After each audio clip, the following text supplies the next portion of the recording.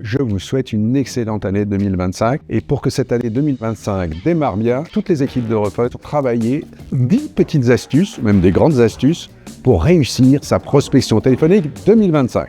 Premier conseil, la data. Ayez vraiment le réflexe de travailler le cœur de cible et il y a de multiples bases de données de marché qui existent comme nomination. Comme Altares Manageo, Sparkline Hemisphere, tout simplement sur LinkedIn ou Casper pour les numéros de portable. Le deuxième conseil sera centré plutôt sur la notoriété de l'entreprise, également l'image de marque. Si vous n'avez pas une grosse notoriété au niveau de votre entreprise, pensez à créer du contenu. Ça peut être des livres blancs notamment, ou des événements marquants réguliers, des dîners, des after-work, peu importe, des choses qui vous permettront de communiquer auprès de votre cible afin d'améliorer cette image. Il faut de la crédibilité sur votre entreprise. Troisième conseil, l'élaboration de votre pitch commercial. Il est essentiel pour préparer votre prospection. Le script permet d'anticiper les appels. Anticiper les objections que vous allez rencontrer, donc établir un guide argumentaire Qui vous permettra du coup de personnaliser votre approche auprès de vos cibles en fonction du produit que vous souhaitez mettre en avant. Conseil numéro 4, pour réussir votre prospection, il faut des outils.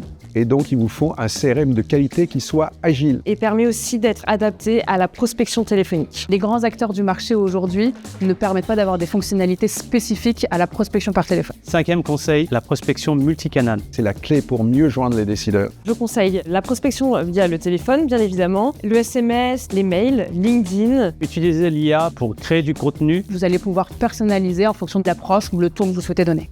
Sixième conseil, l'accès aux décideurs. Pour pouvoir joindre les décideurs, il faut gérer l'agenda du décideur. Il est important d'associer des tiers, l'assistante, des collègues, des N-1. Pour pouvoir effectivement vérifier la disponibilité de votre décideur et aussi de récupérer de l'information pertinente. Conseil numéro 7. Lorsque enfin vous réussissez à avoir le décideur en ligne, l'objectif c'est de respecter 3 règles très importantes. Demander sa disponibilité, se présenter et poser les bonnes questions. Il faut être très direct, très concis, très professionnel pour avoir de la crédibilité auprès des décideurs. 8e conseil, enregistrez vos appels.